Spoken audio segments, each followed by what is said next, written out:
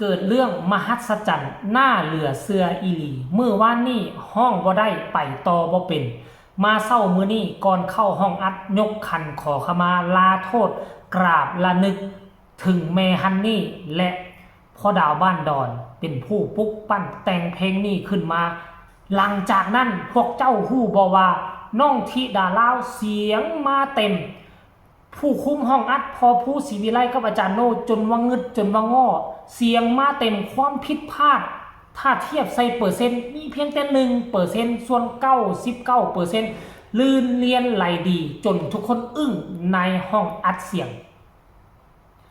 ทักทายสบายดี FC แฟนคลับทุกท่านที่เคารพและนับถือเป็นอย่างสูง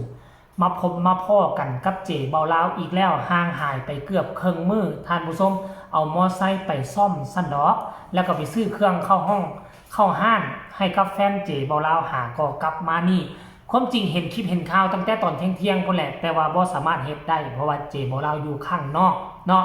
เรื่องราวมันเป็นไปเป็นมาคือใดๆมันสืบเนื่องมาตั้งแต่เมื่อวานนี้ก็หลายคน FC ที่ดาลาวก็คงจะได้เห็นไล่สดของพ่อผู้ศรีวิไลว่าเหตุการณ์มันเกิดอีหยังขึ้นมามื้อนี้พ่อผู้ศรีวิไลก็เลยแก้โดยการยกขันขึ้นมาเอารูปแม่ฮันนี่มาตั้งใส่ต่อหน้าให้น้องธิดาลาวเขายกขันนั่นขึ้นและนึกถึงคุณงามความดีและนึกถึงแม่ฮันนี่เอาไว้กล่าวเนาะกล่าวขอขมาลาโทษบางสิ่งบางอย่างเฮาเฮ็ดลงไป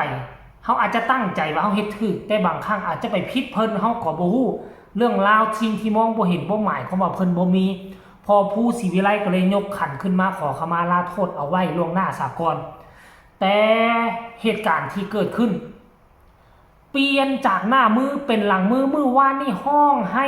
กระอึกกระอื้นถามกระบ่ปากลมนำกระบ่ตอบห้องไปต่อบ่ได้บาดมื้อนี้ดีดดองเต้นดาวเสียงมาเต็มบอกคำใดก็ห้องได้คำนั้นจนอาจารย์โน่กับพอผู้ศรีวิไลดีใจกันอึกครึกคึกโคมรายละเอียดให้ทุกคนไปชมคลิปนี้ซะก่อนตอนยกขันห้าขอขมาและหลังจากนั้นอยู่ในห้องอัดว่ามันจะเป็นแนวใดให้ทุกคนไปชมพร้อมๆกันโลดว่าลูกหลานเกิดใหม่ใหญ่รุ่นบ่ฮู้ความแม่ก็จงประทานอภัยให้กับลูกกับหลานเด้อหน่อยจะปวดอีหลาหน่อยธิดาลาวศรีวิไลขอให้มีแต่ความหักความเมตตาร้องเพลงของอีแม่ก็ขอให้สำเร็จลุล่วงไปด้วยดีอย่าได้มีเหตุเปรียดภัยอีหยังมาปิดมาบังเปิดปองเปิดทางให้อีหลาไหลเลียนคืออีแม่นี่เด้อจากนี้ต่อไป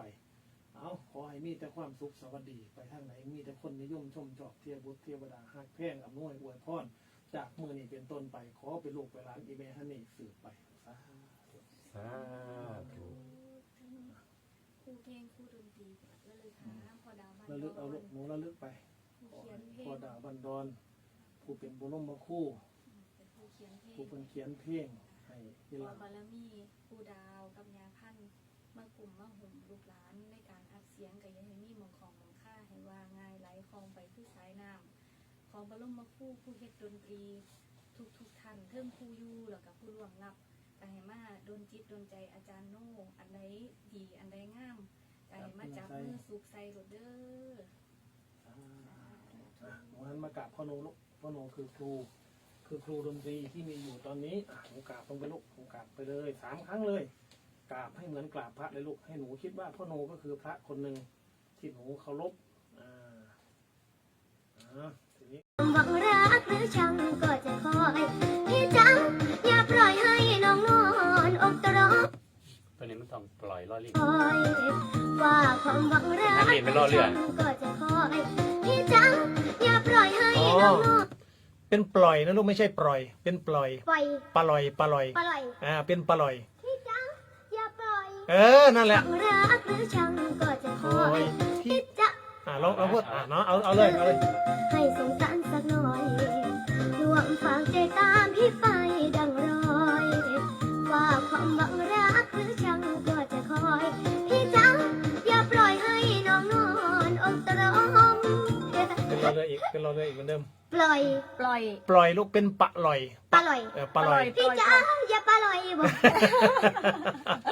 กระโพดกระชัดโพดพี่จังอย่าปล่อยขอบคุณคุณแหลมทองครับให้สงสารสักหน่อยดวงฝากใจตาม วังรักหรือชังก็จะคอย พี่จ๋าอย่าปล่อยให้น้องนอนอกตรอง ได้ ถึงต้มนัก พลังเหลือล้นมื้อนี้ ได้ยี่ป่ะ ได้ครับ ได้เนาะ เดี๋ยวเขาฟังรวม เจอคนเด่นคนดีของเหลือถึงจะเหลือให้สงสารสักหน่อยดวงฝากใจตามพี่ไปดังรอย นะทุกคนห้ามดราม่างดประเด็นดราม่าเด็กน้อยอายุ11 ปีเขาบ่ฮู้เรื่องอย่างแน่นอน เรื่องประวัติของแม่ฮันนี่เราก็ยังบ่ฮู้ด้วยซ้ำไปเนาะบ่แม่นการแสดง 100% ที่มันเกิดขึ้นกับน้องธิดาลาวสำหรับค่อยคิดว่านะอันนี้ค่อยนะค่อยบ่ได้เว้ากับให้พวกเจ้าบ่ทุกคนนะค่อยเชื่อว่ามันอาจจะมีบางสิ่งบางอย่างมาเกี่ยวพันกันก็เป็นได้นับตั้งแต่เมื่อคืนนี้เป็นต้นมาแล้ว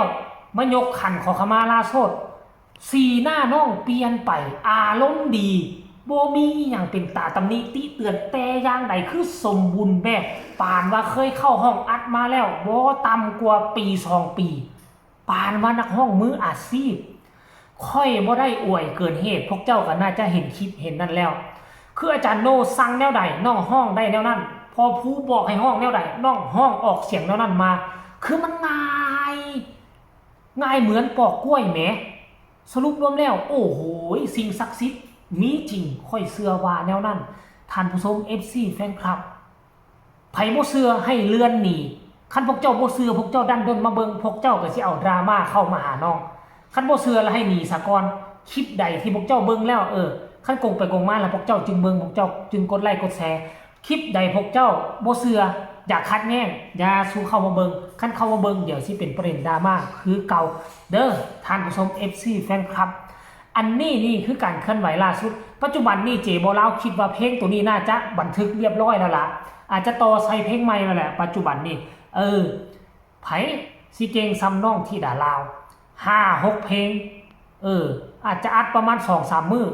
เพิ่อ2 มื้อนี้จะแล้วสำหูเดี๋ยวรายละเอียดให้ท่าฟังข่าวจากช่องใหญ่เด้อของพ่อผู้ศรีวิไลคันกรณีว่า2 มื้อแล้ว6 เพลงถือว่าทำสถิติของนักร้องหน้าใหม่โลดละ FC แฟนคลับค่อยก็มีหน้าที่นำเสนอข่าวขอให้ทุกคนมีความคิดความเห็นกับส่งข่าวมาได้ทั้งใต้คอมเมนต์ฝากทุกคนกดไลค์กดแชร์กดติดตามให้แน่เพื่อจะบ่พลาดในคลิปต่อไป